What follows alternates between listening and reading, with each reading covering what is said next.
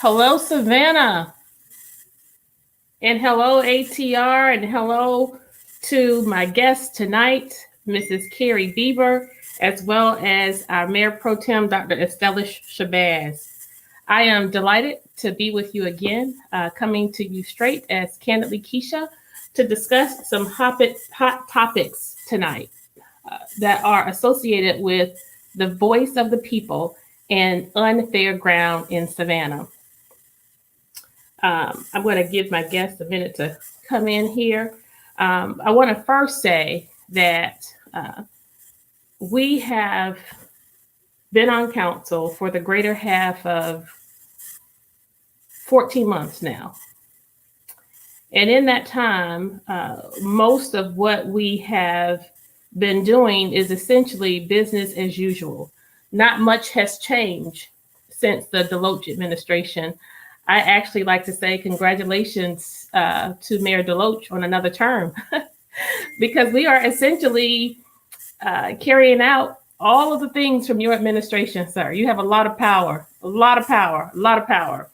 And unfortunately, a lot of what you carried out, you and the voting majority on council, there were 5 of you, essentially, sometimes 6. What you did was not consistent with what the people of Savannah wanted. And so we're going to talk a lot about that tonight. We're going to give some people a little time to come in here. We want to have you like and share. We want to especially encourage you all who are not a part of,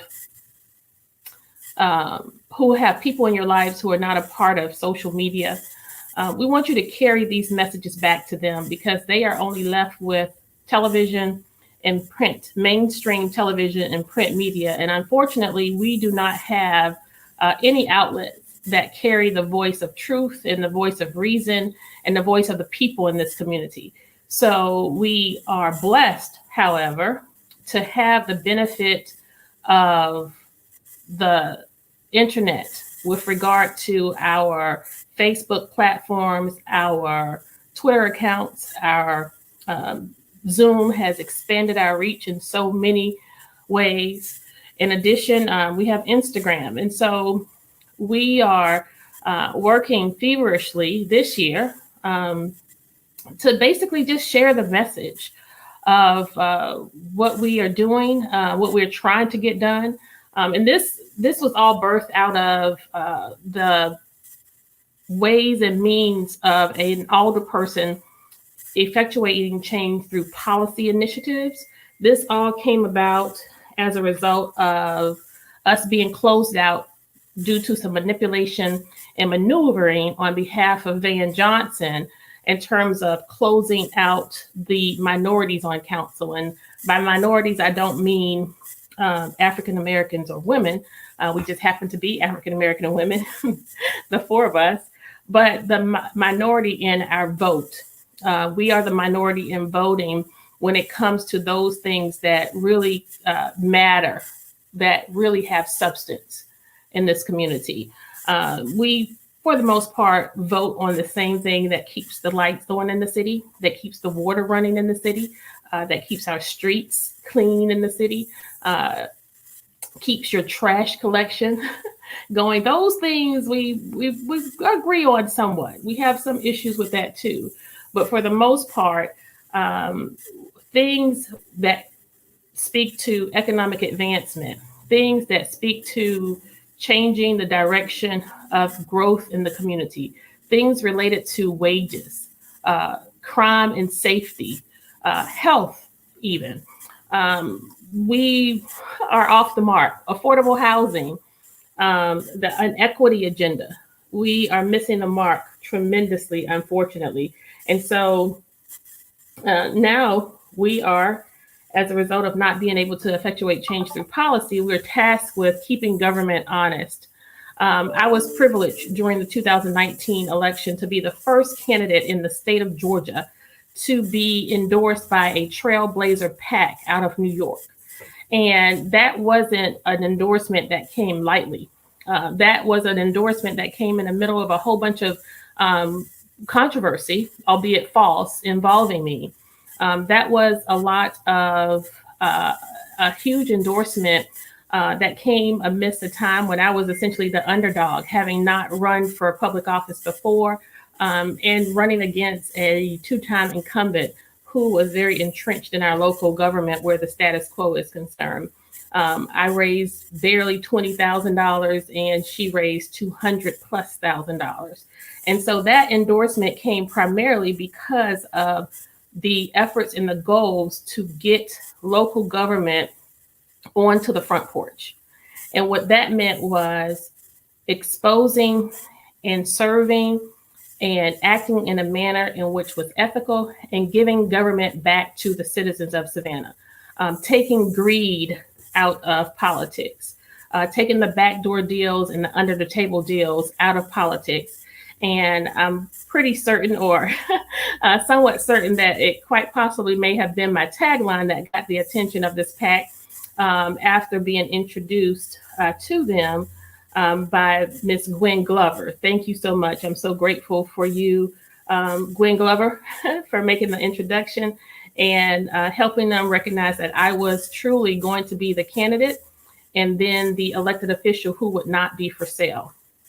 And so I'm still waiting for my guests here. I'm trying to just filibuster a little bit. Dr. Shabazz, thank you for joining us. Absolutely. It's good to have you, Mayor Pro Tem. If we can help her with her sound.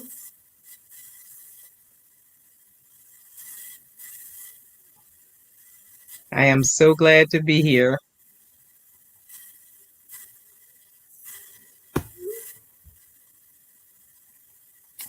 Dr. Shabazz, you want to do a sound check? Yes, 1, 2. Okay, we have a problem with sound here.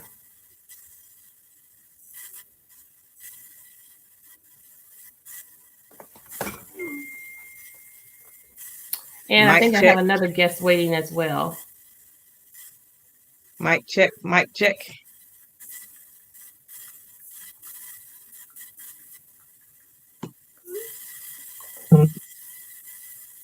Hi, Carrie. Hi. Okay, we have a problem with her sound as well. Oh, no. We're going to try to get you all connected shortly. Can you hear me, though? Yes. Okay, so while we wait for the sound, so we don't take too much of your time here tonight, as I stated, today we want to talk about unfair ground, what it means not to have the voices of citizens heard. And Carrie has disappeared. I'm listening.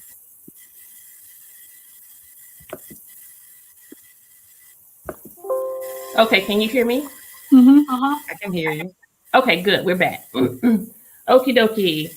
Technology is not my strong suit. So I want to start off by talking about some major issues and projects that we have had presented to us since our time on council. One, we have Ms. Bieber, who is from the West Chatham County community.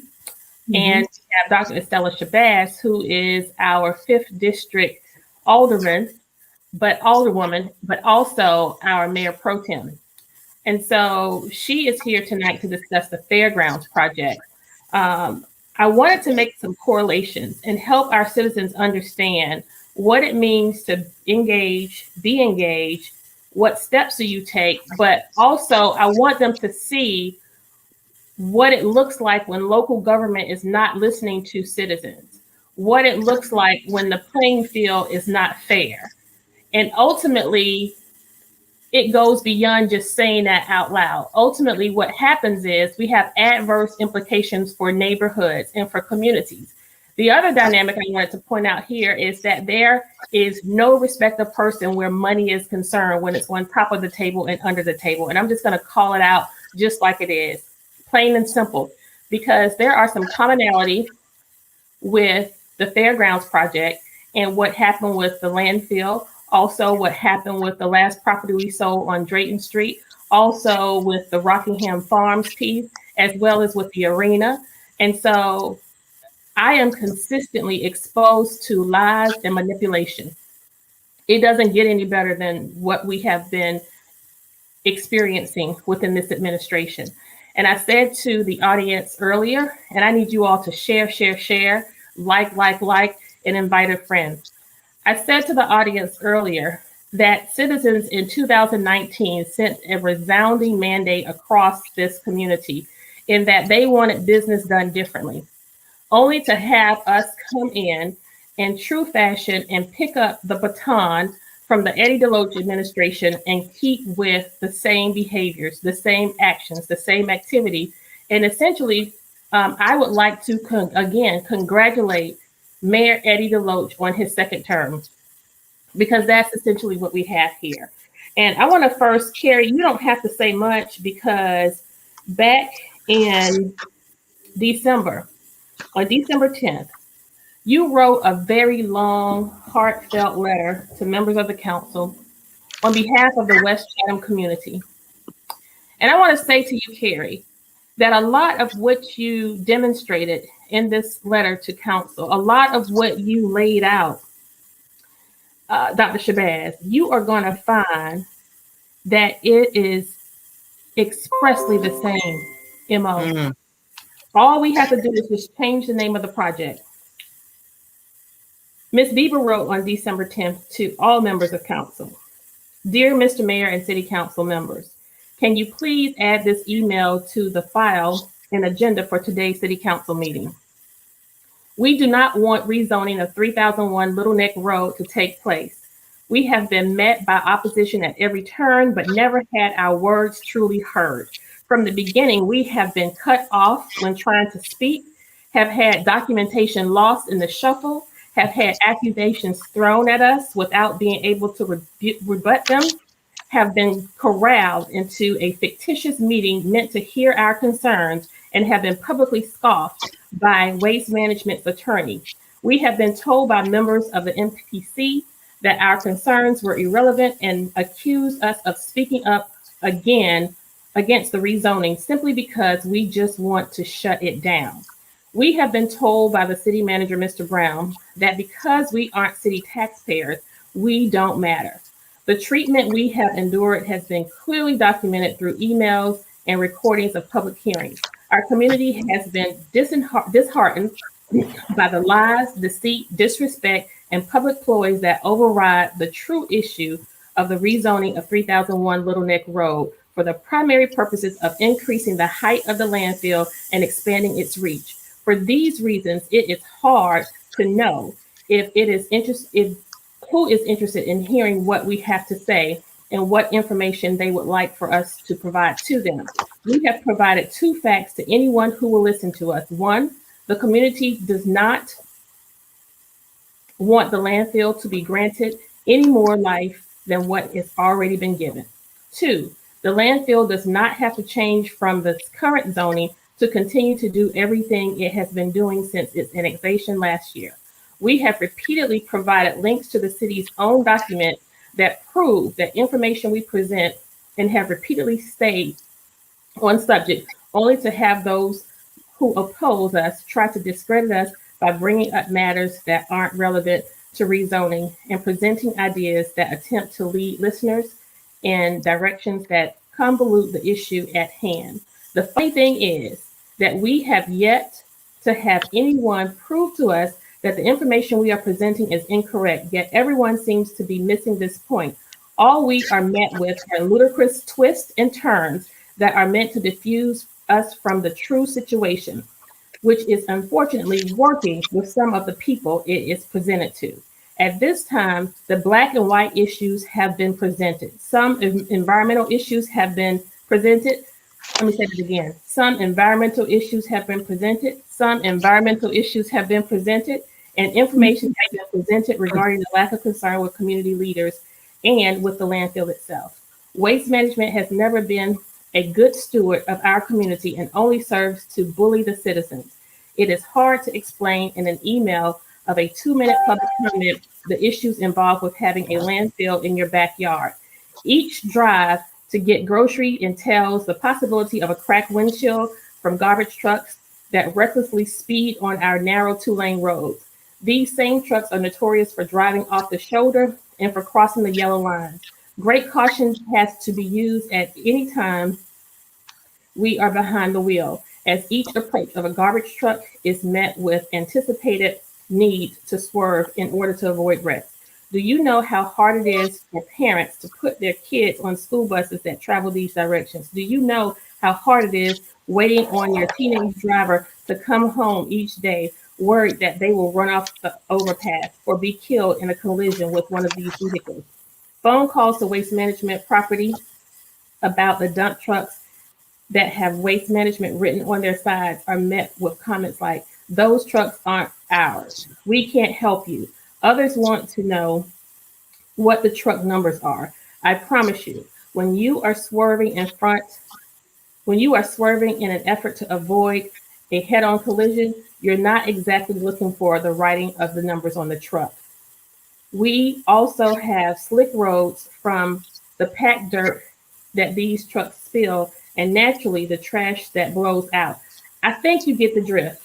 I think I have given a lot of background in terms of what happened with the decision that was made ultimately to uphold the petition for this landfill that you and your neighbors feverishly worked against. You came before council. We connected. Dr. Shabazz was at MPC. Alderwoman for Post 2, Alicia Miller Blakely, was at MPC on these issues. Tell us, now that the decision has been made, the ultimate goal for your advocacy for this project passed on a 5-4 vote against what the neighbors wanted. What has that meant, and how did that make you feel? The entire decision-making process was very disheartening. We spent countless hours trying to get anybody to listen to us. We had all the facts in black and white. We repeatedly sent those to council with the links to back up all the information that we gave them, so that anybody who even wanted to hear or give us half a moment to listen to our plea had every bit of information and every opportunity to research the information that was presented to them. Our efforts fell on deaf ears.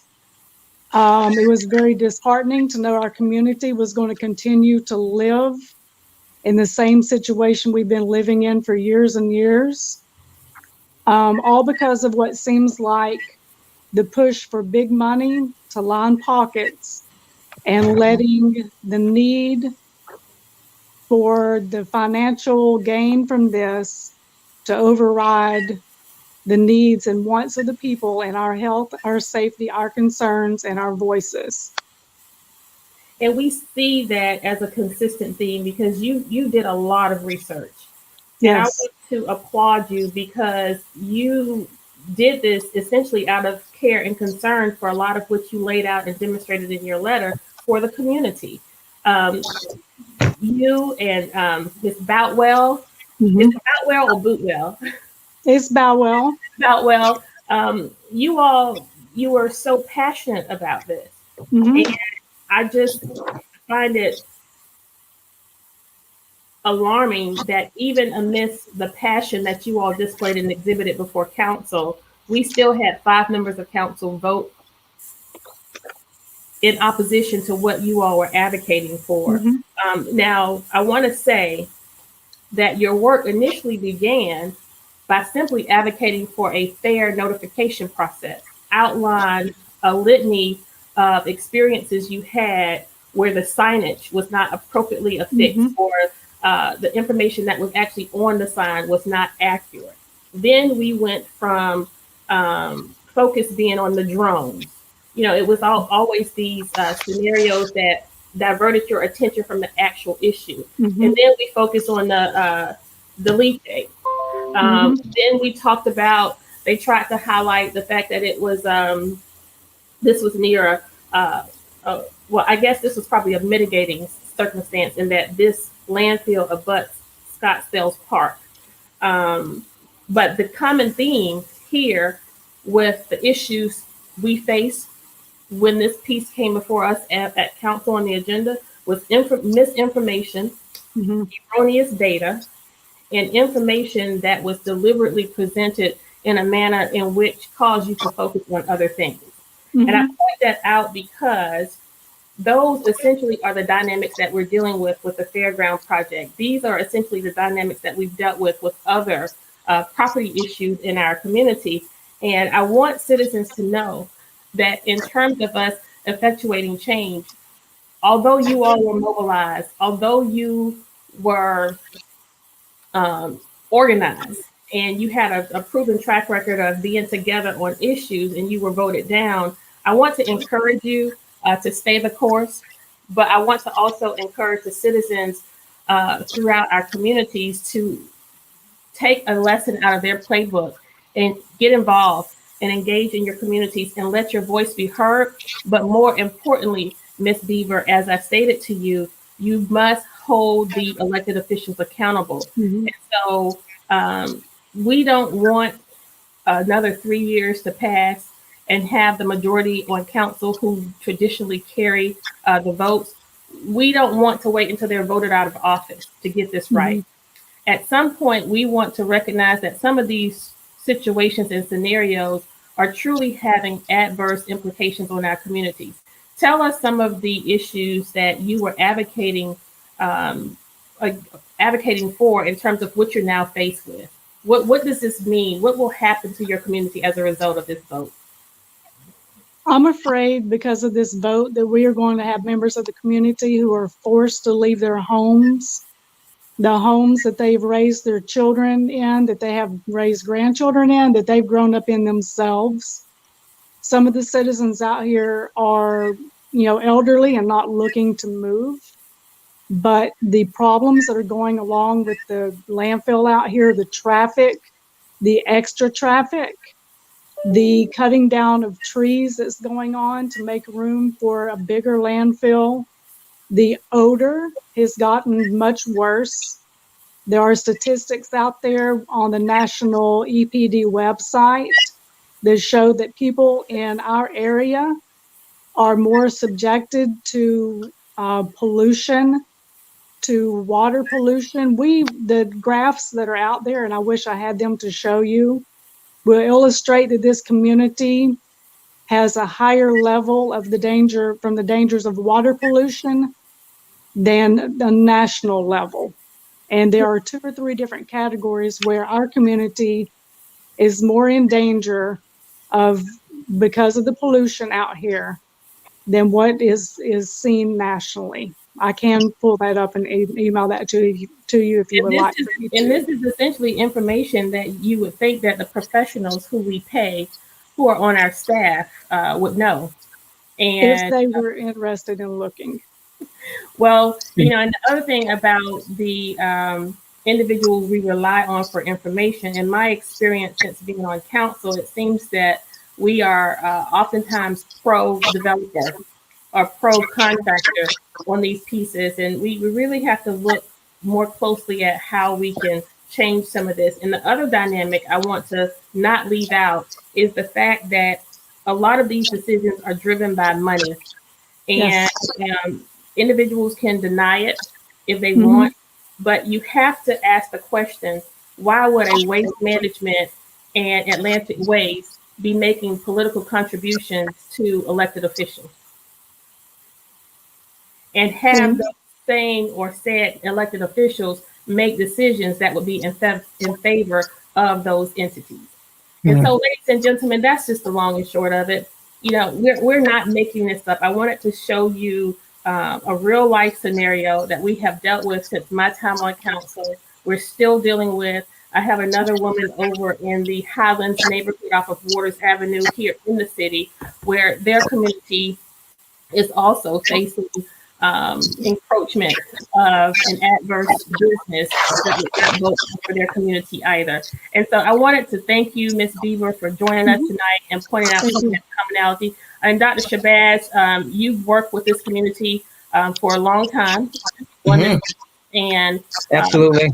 can you just share your perspective in terms of how this ultimately went over? And in the end, you were, along with myself, Alderwoman Lanier, and Miller Blakely, who voted in favor of what these residents wanted? Well, the way that I've been governing, and also you all too, since you've been on city council, and I'm saying you all in referring to uh, the two alderwomen at large, our alderwoman who's hosting us tonight, Gibson Carter, and alderwoman at Alicia Miller Blakely, and alderwoman Lanier. And our takes are that, we hear the issues of the people. We analyze, we work with, and this is what I did with this community. Uh, uh, the majority of the residents who came to MPC, all of them lived right outside of the city 5th district line. But still, in fact, we are talking about people and the issues of the well-being of the people. So to summarize all of it is that the people were hurting. The people knew how they've been living. We're talking about people who've been living out there 50, 60, 70 years. Mm-hmm. And they brought their concerns to me and all of the other alderwomen and all of council. You've heard the discussion tonight. We heard that. And therefore, voting on the side of the people. We are elected by the people. We are sent to City Hall, Mm-hmm. not to go along with what City Hall is doing, but to govern, to make policies, to defend the well-being of our citizens, constituents, and people. And in this situation, with our votes, with the 4 votes, that is how we voted. We voted on the concerns of the people who lived in that area. So we continue to fight that same fight. And I see why, Alderwoman Gibson Carter, why you have Mm-hmm. your other guest Yes. on the air tonight, because the situation, be it not the same project, but the circumstances and how Mm-hmm. things are folding out is absolutely the same.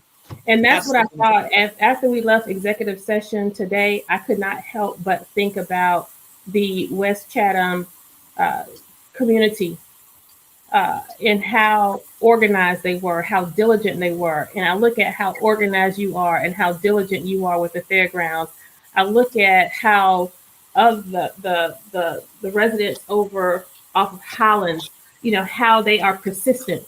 These are individuals who go the extra mile as citizens in our community. They pay attention to the meetings. They listen to Facebook Live or to our government TV. They write letters. They exercise their civic responsibility by connecting with their elected officials. And then I recall some of the common trends and tones of what Ms. Bieber was demonstrating when she said to me, there is an issue with how you do business in the city of Savannah. Mm-hmm. And then to recognize the manipulation and just, I gotta be candid about it, the lies, how they were strung along, and how we just sat there helpless. I did as much as I could in terms of offering information. She actually combed through campaign donations and combed through minutes and dialed it back to information that was directly showing the evidence of things not being above board. And so, as I stated before, we are simply left with now exposing and fighting for transparency and increasing ethical standards within our local government. So, Ms. Bieber, thank you so much for joining us. Dr. Shabazz, thank you for attesting to such. And we're going to talk a little bit about the fairgrounds. You can stick around if you want to, Ms. Bieber. And Dr. Shabazz, just jump right in there. Tell us from beginning to the end. We first approached the fairgrounds from exactly a year ago. I remember it being in, did Ms. Beaver leave? Bye-bye. I remember us being in executive session essentially right at a year ago to this week, where you were just trying to get it on the agenda. Because as a sitting, what, almost 4-term elected official who is mayor pro tem, you couldn't get an item on the agenda. You could not get this presented on the agenda. And we were in executive session, and Van Johnson asked the question, what do we have to do? Like somebody asked the question, how long does it take? And he went around the room asking each member of council how much time they need. And I will never forget one council member who is so far removed from that community looked up at the clock. I will never forget the sheer evilness of that and how crass and disrespectful and what disregard he had for this community. And at this time, we were eclipsed just at the point where we had far too many homicides in our community, and there were a disproportionate number from the 5th district. That criminal element coupled with the lack, and I want to be delicate when I call communities impoverished, because poverty is a state of being and can be a state of mind. But I want to remind you that these people who live in these communities have a great sense of pride. These are individuals with a lot of integrity.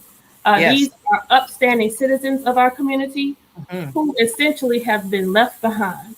Yes. And so for a person who is so far removed from anything remotely close, any life issue remotely closer, where you would look up at a clock, and then to have others be so crass and disrespectful. And it never went anywhere.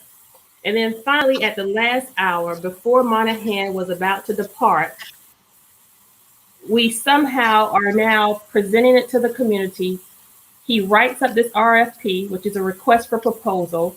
In this request for proposal, it is essentially what the city desires. You as the sitting district alderperson, in conjunction with your community leaders and the residents in the area, you all have come up with what you feel would be good and beneficial for the fairgrounds project.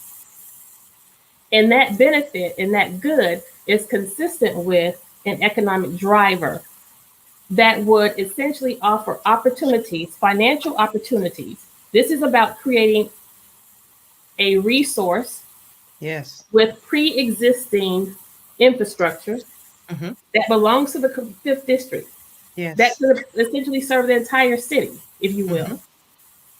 And so you work with Mr. Monahan, the interim city manager at that time, who at this juncture is the best thing since sliced bread, is what we're told.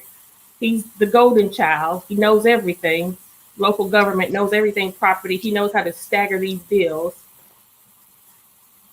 He writes the RFP. It's finally submitted to the public. 3 are accepted.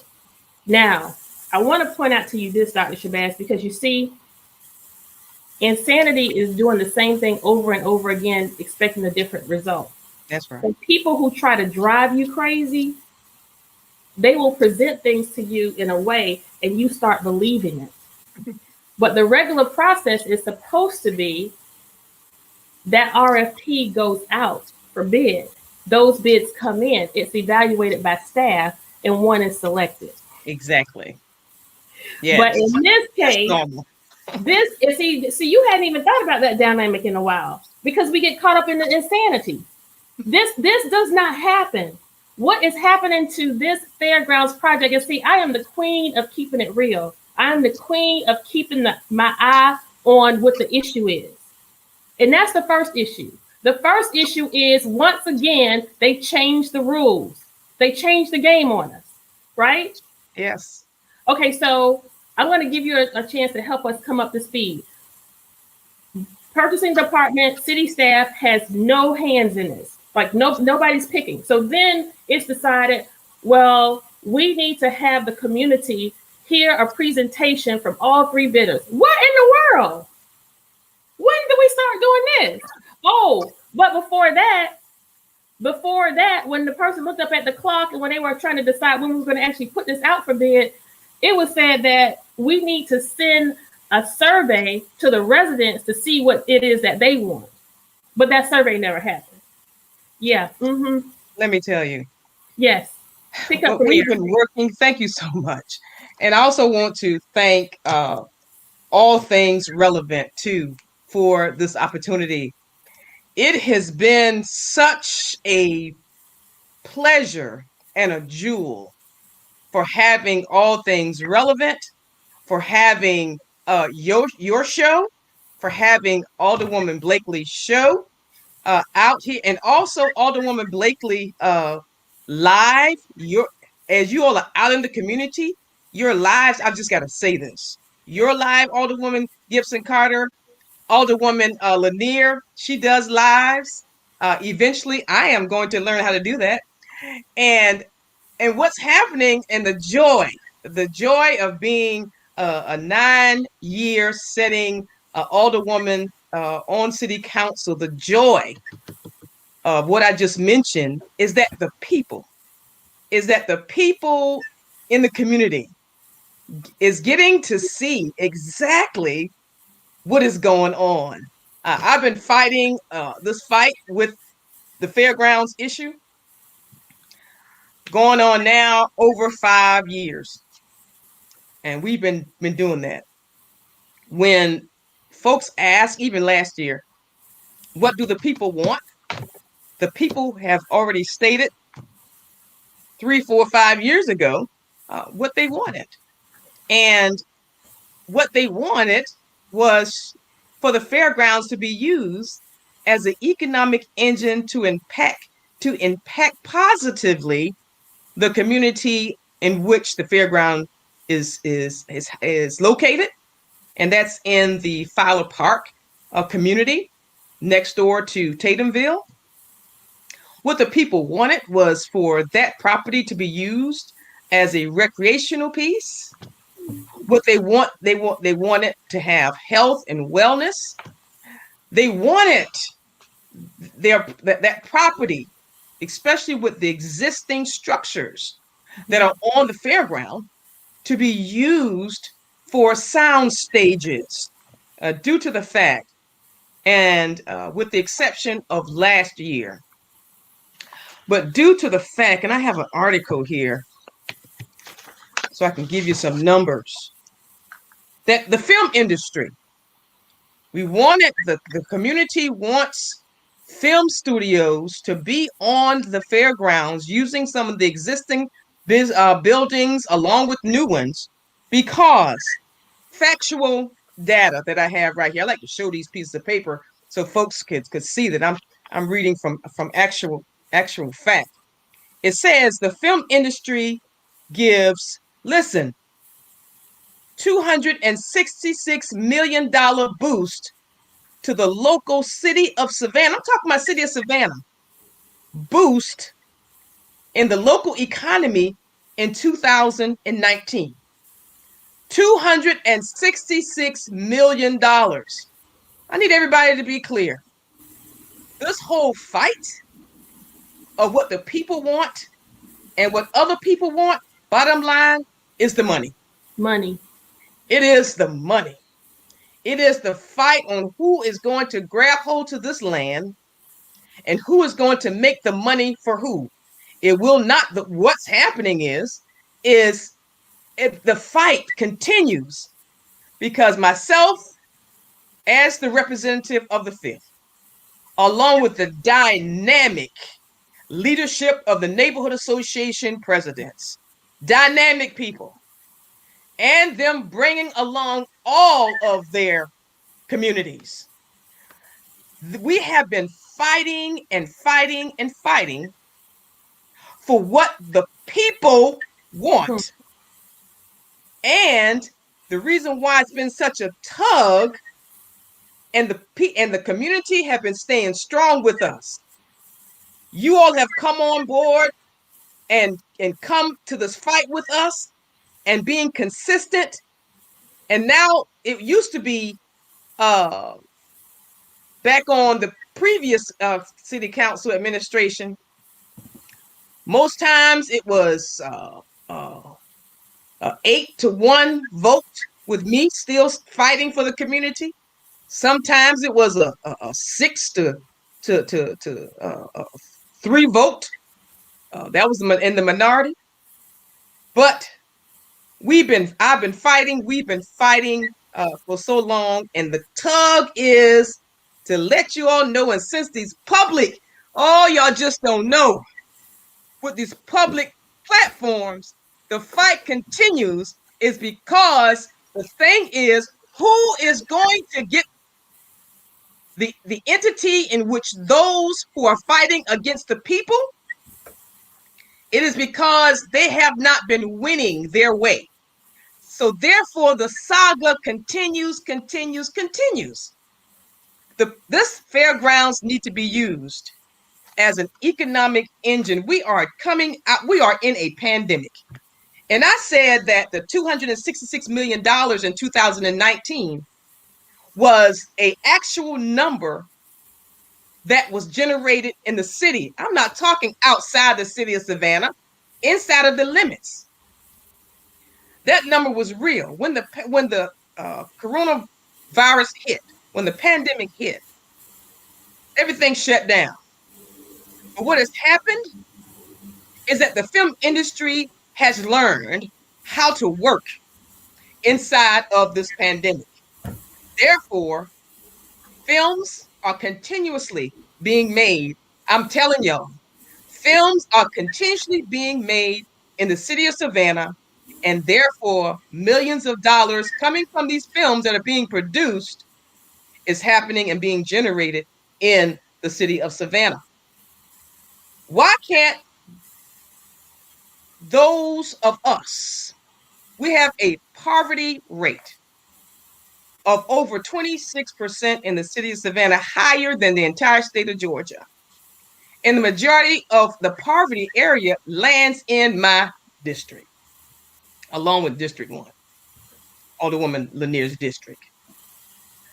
We have some of the highest rated poverty percentages in the area.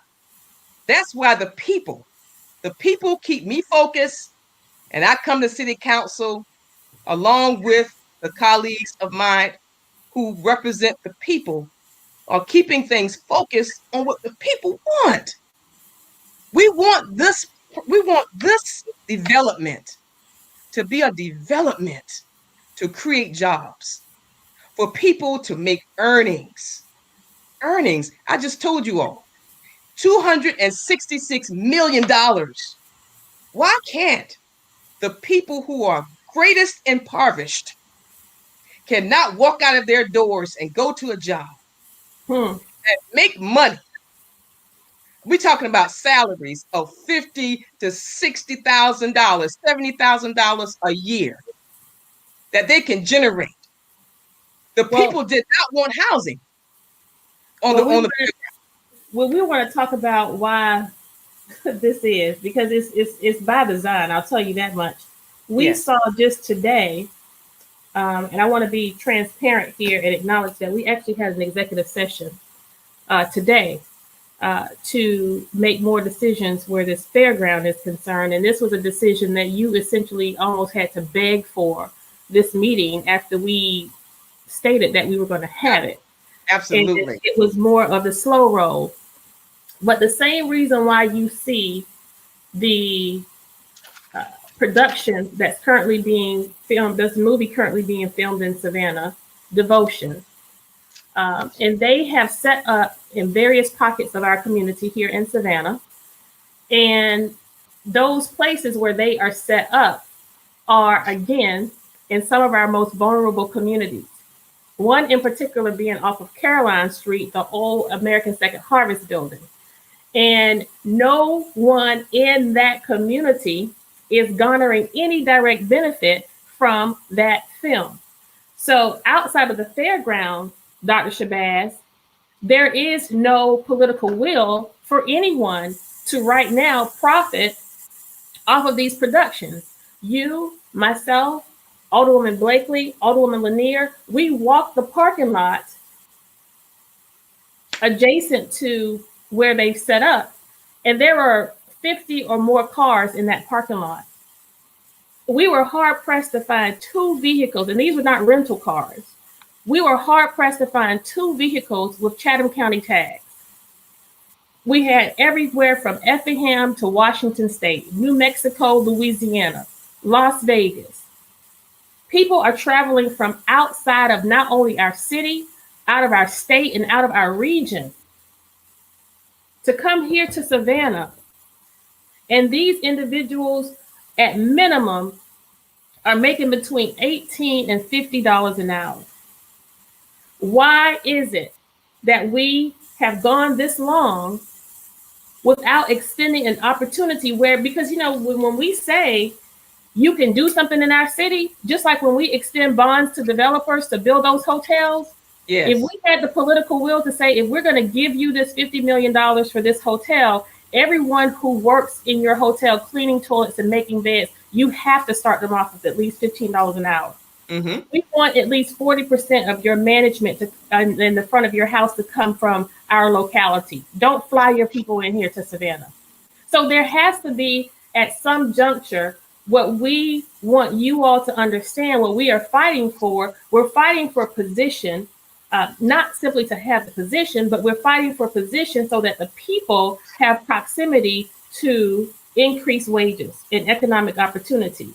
Now, I want to say I can speak to what the older women who I've talked to have given me permission to speak to. And that is myself, Dr. Shabazz, Alderwoman Lanier, and Alderwoman Miller Blakely all voted to not go about this project in a manner in which would slow it down or compromise the integrity of the bids. Unfortunately, we were just 4 votes. So it's not by mistake that Alderwoman Blakely is saying Ray Charles can see this and Stevie Wonder doesn't have to wonder. The fairground is a gold mine for who? The status quo. Who is pulling the strings? And, oh, I gotta put my glasses on. And pulleys of anyone who voted against the project. Makes no sense that this can't be an economic driver. It's simple, but you know what is not surprising? Don't you find it ironic that all of a sudden, since the slow roll, Georgia Southern, in partnership or in tandem with CETA, Georgia Tech, they have now announced the intent to develop a soundstage. Say so, ma'am. This. You can't make this stuff up. You can't make it up. Look in the folks. So it's the thievery. It's the stealing. It's just stealing and manipulation. You can't call it anything else. I'm That's done. Right. That's right. Georgia Tech, because the fight of who is going to get the sound studios and have the films made has been so long. Those, and I say they who have been controlling the process in the background is now looking to come in competition, I would say, with the fairgrounds. And I do believe that it's just being intentional.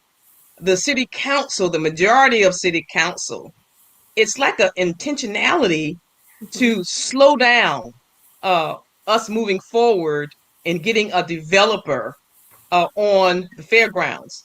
So this new, which is really not new, but it takes another program for me to tell y'all about all the history and herstory of this.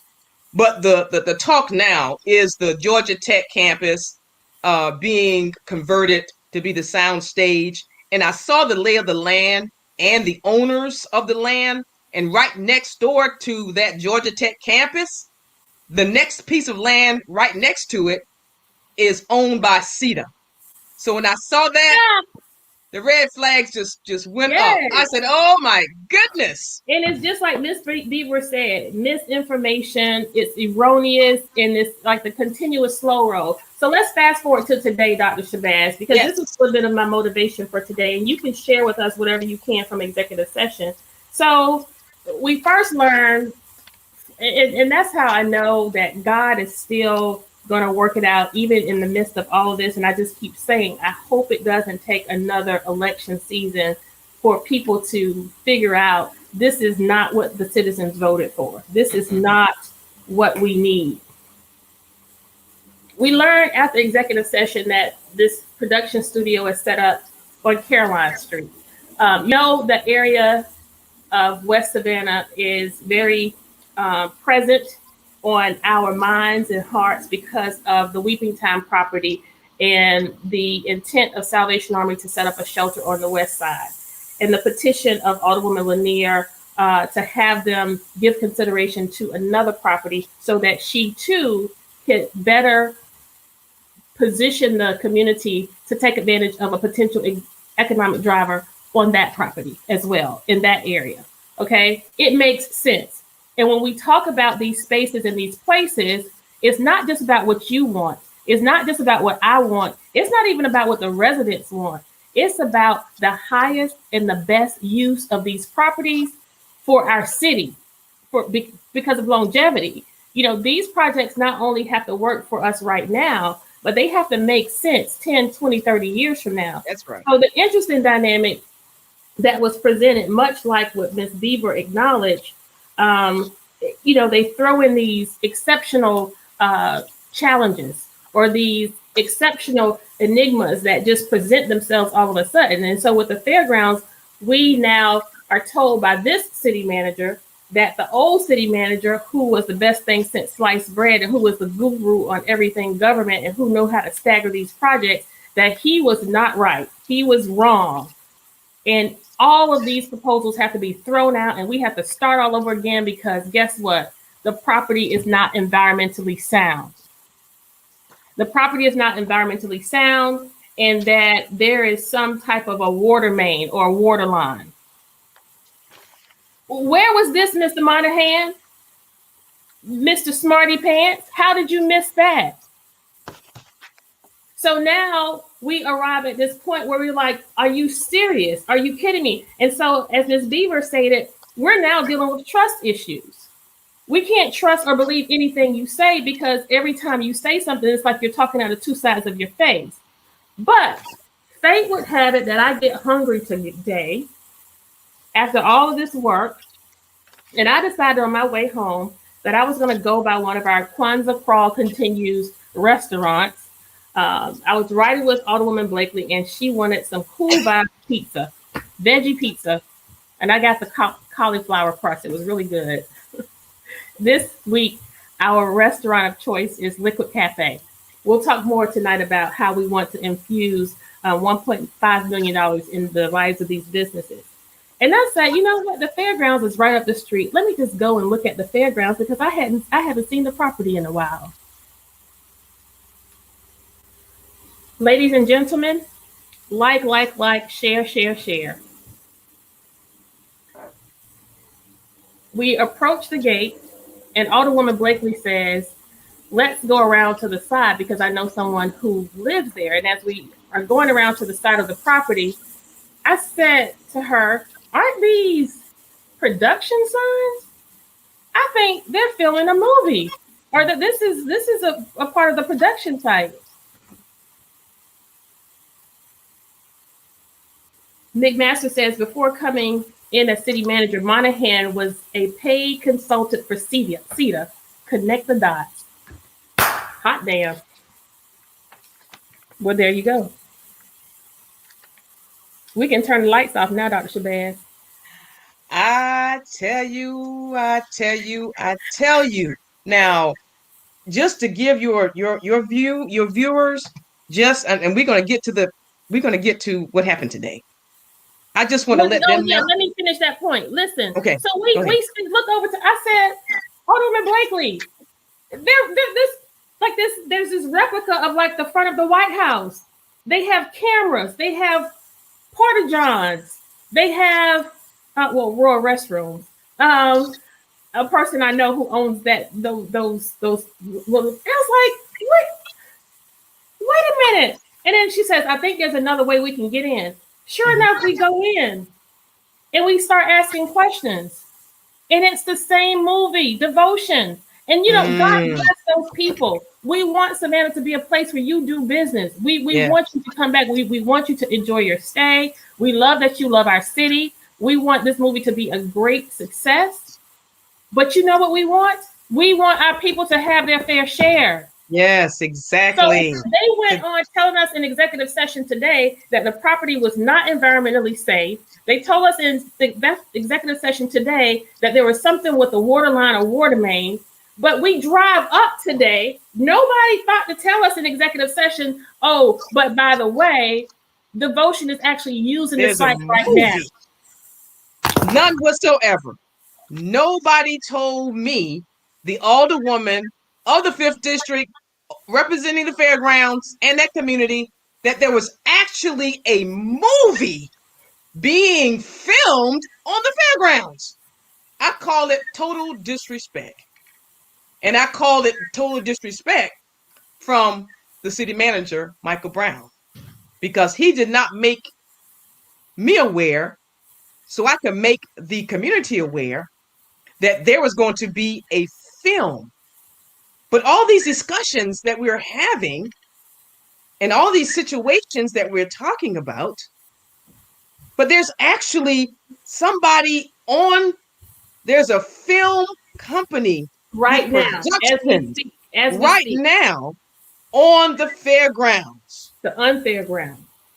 Absolutely. And so what's more disrespectful and what's more unfair is to the people, because not only did they need to know about this encroachment in their neighborhood just in case, like the one neighbor that Alderwoman Blakely knew, he said that the people complained about the woman who used the chainsaw, I guess for some routine work, and complained about their chickens and roosters. And so they are paying them to stop using the chainsaw, and they are paying them to move their roosters to a protected place. What more couldn't they be paying people who live in that area for various things that they need on that set? So if nothing more, but to give the citizens in that area an opportunity. But more to the point, if our city of Savannah is going to be this beautiful backdrop for movie production, at what point does the city take responsibility in preparing our young people to take advantage of these opportunities, which essentially is a part of the proposals within our RFPs? That's right. We're talking about training our people to be prepared to work on movies sets, training our people in construction, a training hub for our young people, our people who are attending Georgia Savannah Tech, Savannah State University, also Georgia Southern, a training hub so that our citizens, especially our young people, when they're trained, they don't have to leave Savannah. But if they want to leave Savannah, they will be trained. There will be a trained workforce that can take place on the fairgrounds. That's another aspect of what the people have wanted and have been crying out, and I have been fighting, and we are fighting now together to make that happen for our citizens, and we continuously get this pushback. On October the 22nd, 2020, we approved, the city council unanimously, we approved to move ahead. We decided that we voted on 3 proposals. We accepted those 3 proposals. We voted on next steps. And the next steps on October the 22nd was for us. And let me tell you, I have it if you don't mind, Alderwoman Gibson Carter, it says that let me get close here. City Manager Monahan outlined the RFP process and the 3 accepted proposals. Mr. Monahan gave details of the 3 proposals. He outlined the next steps, and I'm reading from the actual council minutes of October the 22nd, 2020. He, talking about the city manager at the time, Mr. Monahan, outlined the next steps for the selection of the awarded firm. Mr. Monahan recommended, listen, Mr. Monahan recommended council view presentations as they were when we received them and accepted them. Keywords. The first event will be a Zoom meeting, and the second presentation will be a live at the Johnny Mercer Theater at the Civic Center. The public would provide input after the second presentation for council to select the winning firm. Staff will then negotiate the final terms of the development agreement and begin to bind the proposal into commitment/timelines that would be backed by performing guarantees. Mayor Pro Tem Shabazz thanked the city manager for moving. I'm talking about actually moving to this point, moving the fairgrounds development along and getting the proposals to this final phase. Mayor Pro Tem Dr. Shabazz moved to approve item number 12, which is the acceptance of the 3 proposals for the development of the fairgrounds and the next steps. Per the city manager's recommendation, Alderwoman Miller Blakely second. The motion passed. Listen, community, the motion passed unanimously. We voted on that. We find ourselves, and attached to this is community letters that was sent to the clerk of council in reference to them going along with moving this process, moving these 3 proposals together. We have been in a downswing since October. Nothing has. We have been in a downswing for 12 months since last year. And I want to say, I can take a loss all day long when it's a fair fight. And when we are looking at something like this, it's not about a fight. It shouldn't be a fight. But every time there is something on this council that we advocate for that would directly benefit and impact communities in a favorable way, there's always a slow roll. We have to incorporate a study, a committee, or a task force.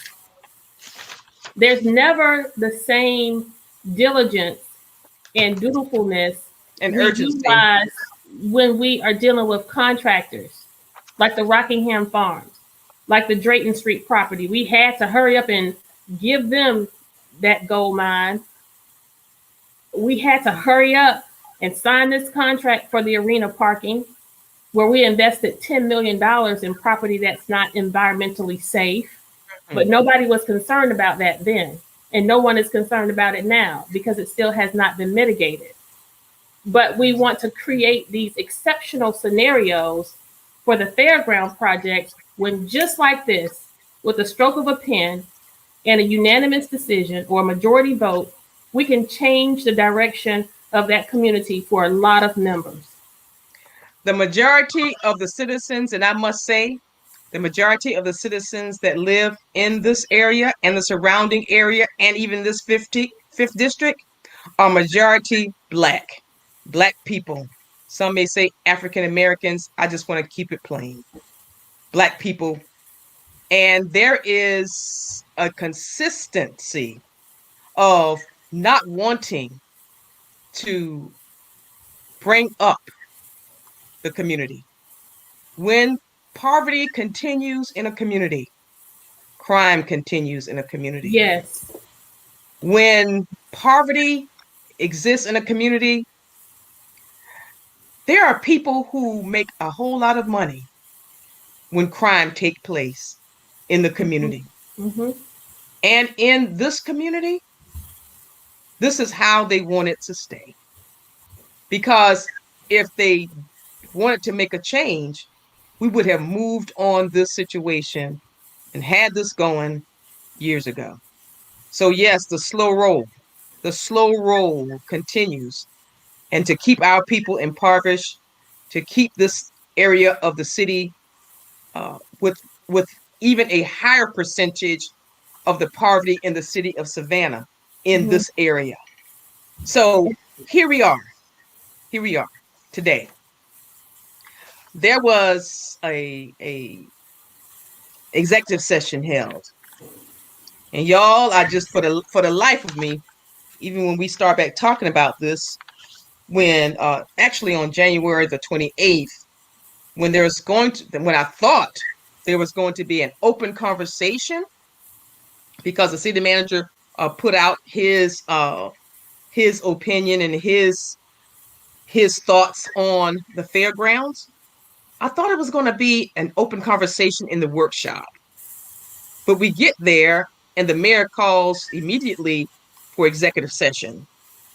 And so I said publicly, why are we going into executive session? And so as things been going along here, I'm wondering why. What are these people trying to hide in executive session? So I, being the experienced older woman that I am, I contacted our city attorney because I wanted to make sure when I got on your show tonight and all of the talking and information that I'm going to be giving out on the shows that is connected to all things relevant, we're gonna talk. We're gonna continue to talk about this. I asked the city attorney uh, some questions, and I asked them, "What can I talk about publicly?" I said that right at the end of the city council meeting today because I wanted all of my colleagues to understand on what they did that I was going to tell the people what happened this morning. And I wanted to find out legally how I can do this. So the city manager wrote me back. Can I read what he said? Yes, ma'am. Alderwoman? Yes. Okay. He wrote me back and he said, and then I asked him, also asked him in a text, can I read this out in the public? So when the folks who try to come back and say, well, you did something illegal on publicly, and I'm going to tell them no, because the city attorney has documented exactly what I'm getting ready to read to you all. And I am going to read it so we can make sure, like Alderwoman Blakely said, we got some receipts. I got the paper.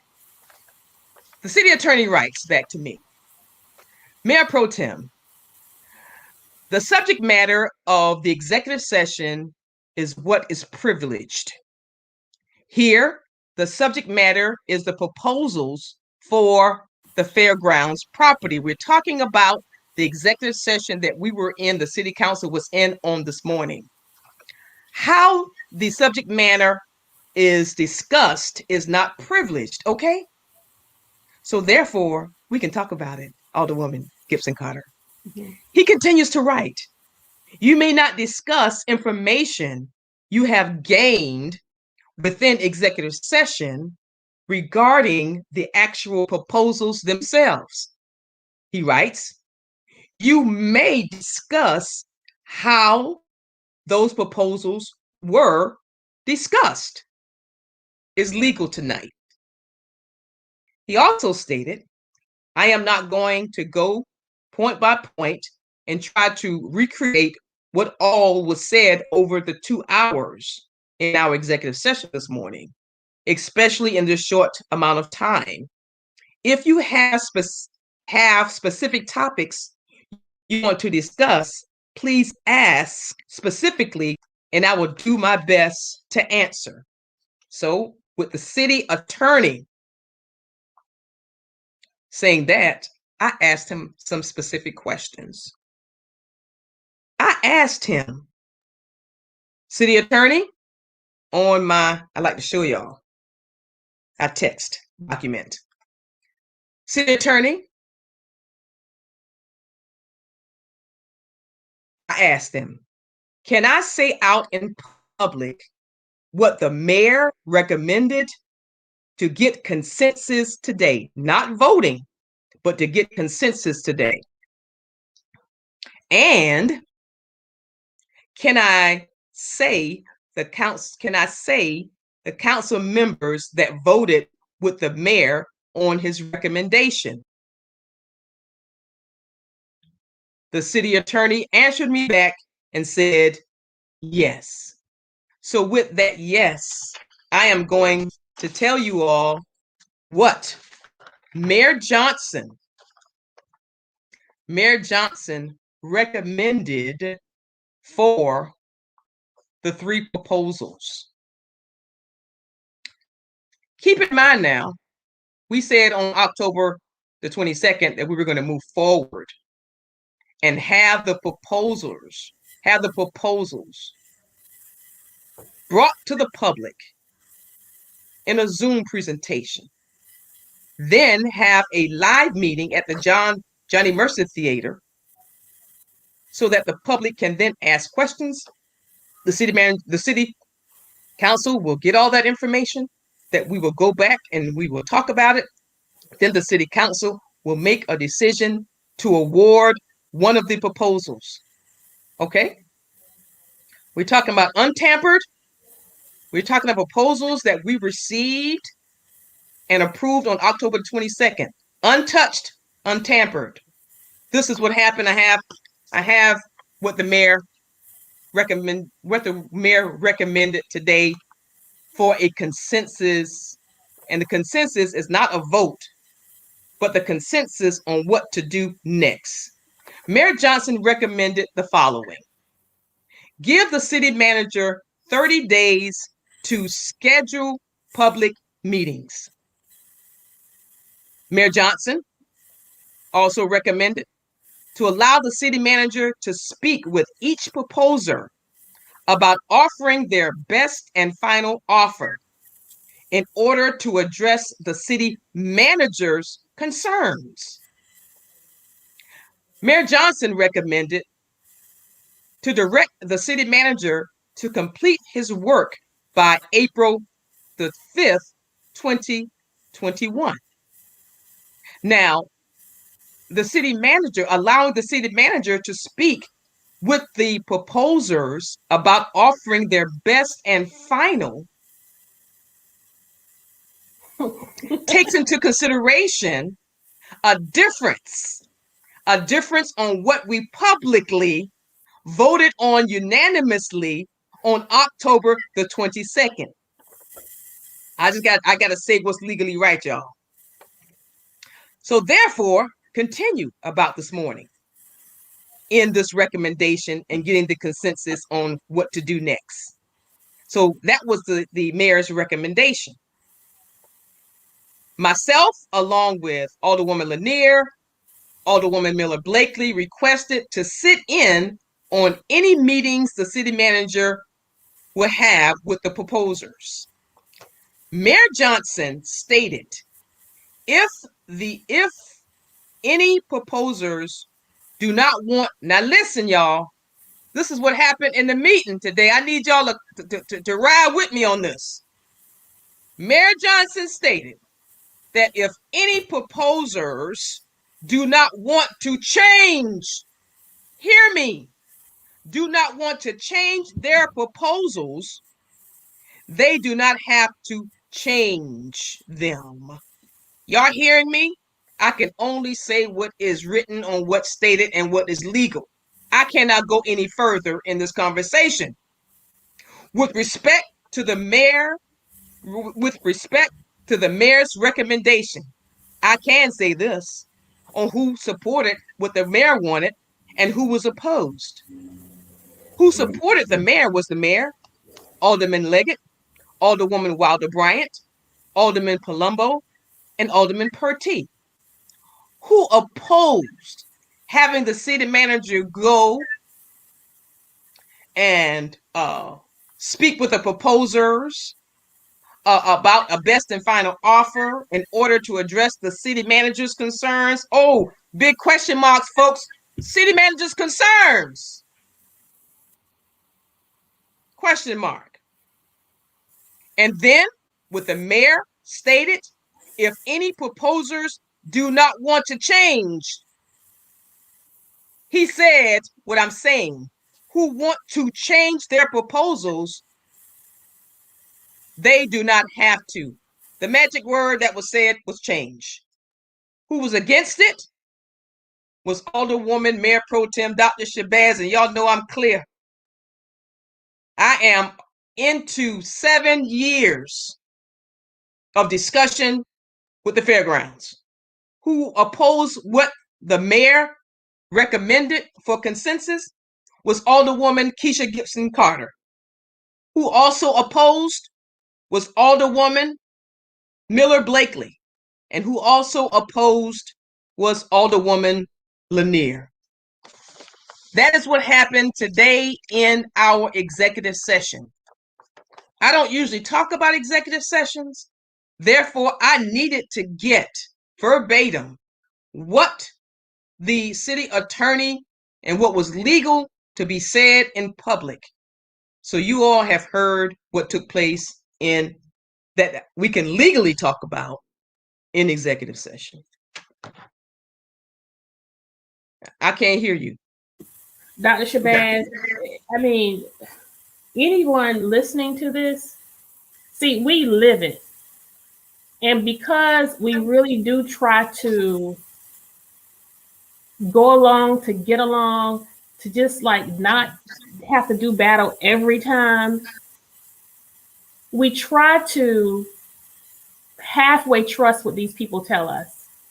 And I want to tell you, after today, after seeing that production company on that fairgrounds property, I have no respect for anyone in this administration in leadership. None. Because it has been the consistent theme of everything Ms. Bieber laid out. Erroneous information, manipulation, and lies to get what is desired by the developer or by the contractor or by whoever these theys are or the establishment is. And to hear you just lay all of that out, it makes me exhausted. And it doesn't make sense to those who are listening to us, because people are saying, well, what can you do about it? What, how can you prevent this? What do we need to do to stop it? The only thing we can do, guys, is just to tell you what's going on and to ask that you write those individuals who are not on board in many of these instances and ask them, tell them that you did not vote for a second Deloach term. Tell them that you don't want any indicators that remotely look like the previous administration. Let them know what you want to happen on that fairgrounds property. Let them know what you want to happen with the Weeping Time property. We all have a vested interest in making sure that we are advocating for the highest and best use of these properties, but most of all for the people who live in the communities. Yes. And so, Dr. Shabazz, with that said, I want to thank you for your advocacy. As I stated to you in executive session, you have far more patience than I do. You're way bigger heart, way bigger Christian. But I just don't take kindly to people just telling me anything they want to tell me and treating me all kinds of ways. And I have seen you humble yourself down. And I've seen you have to swallow some things and tolerate some ugly things from some people. Things that they've said and things that they've done to you. I've seen you try to smooth things over, only to have the door slammed in your face and the rug pulled out from under you and you be treated with total disrespect. Mm-hmm. But I ascribe to the fact which acknowledges that evildoers shall soon be plucked away. And I don't know what else to say, folks. But what I will say is you have a couple women on council, a quad of women, I should say. You have a quad of women on council who is giving it everything we have. And the only thing we have is to lend our voice. And we're grateful for these ATR platforms where we can share our messages. We want to encourage you to tune in to Alderwoman Alicia Miller Blakely's show tonight. ATR has a full week lineup. We also have Pastor Reverend, the good doctor, Leonard Small, with our Unity Political Action Committee program, as well as Better Savannah. The mainstream media is not going to tell the story and share the narrative in a way in which they should, because it's not in their best interest. And so we hope that there was something we shared here tonight that will paint a clearer picture of the reason we have to advocate the way we do. I'm not going to call it a fight. We're just going to advocate. We're going to advocate for truth. We're going to advocate for transparency. And we're going to advocate for our people to get their just due. I don't have anything to gain. I don't know any of the individuals who are working on these projects for the weeping time. I have no vested interest and no backdoor deals or under the table. Nobody's made me any promises. All I want to do is have what's fair, what's right, what's balanced, and what's good for the community. Speaking of what's good for the community, I do have some breaking news that's just in regarding our CAT CEO, Ms. Bakara Malden. On February 26th, she has a hearing scheduled here in Superior Court of Chatham County, where she will be petitioning for her job back. And so this is an emergency motion for preliminary injunction. And we are looking at February 26th at 10:30. So we hope to hear more in terms of what decision will be made there. I know this is of great interest to individuals. And also this hearing will be Ms. Bakara Malden as the plaintiff versus Chatham Area Transit Authority and Tabitha Odell. Further, we have the other breaking news is information related to our Chatham County Commission on a 5-4 vote. Sounds like they have the same fever that our city council has already. Decided to retroactively reinstate or make Tabitha Odell an official board member, which kind of sort of implements them in Bakara's firing. I don't understand whose decision that was. But we also are want to make mention of the fact that CAT has illegally procured a firm to handle media fallout from the termination of Bakara Malden. And generally, ladies and gentlemen, what those people do is they try to dig up dirt on the individual. And I understand that they are paying this firm almost $9,000. More taxpayer money going down the drain. Y'all, we're just trying to keep it honest and bring it to you straight and let you know that you have a role to play. You have a place in local government. And yours truly, Kesha Gibson Carter from Kandidly Kesha, is going to provide a platform where we give it to you as authentically and as straight as we can. So, Dr. Shabazz, I don't know what more we can say about this day. Yes. Except it has been an incredible day.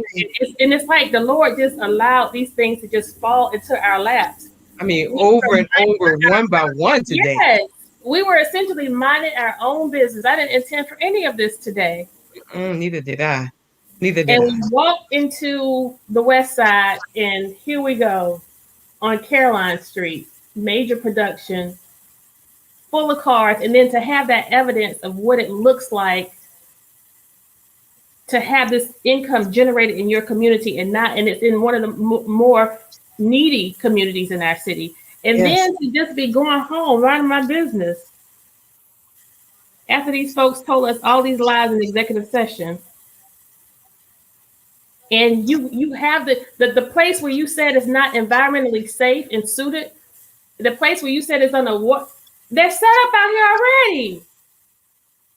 And we have Out there right now. Yes, and we have absolutely no idea. Like, so who's getting the money? How much is the city of Savannah earning from that even? Anyway, y'all, we could talk all night. Julius is telling me I have to go. I tell you, it's my hair. I can't even fix my hair straight here. Which way is it going on the camera? Oh wait, yeah, it's time to go. It's time to go. It's time to go. It's been a long night. It's been a long night, and I just pray again. I don't want anybody to get voted out. I want my people to get voted in.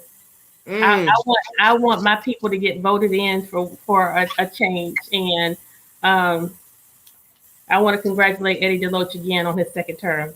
Good night, y'all.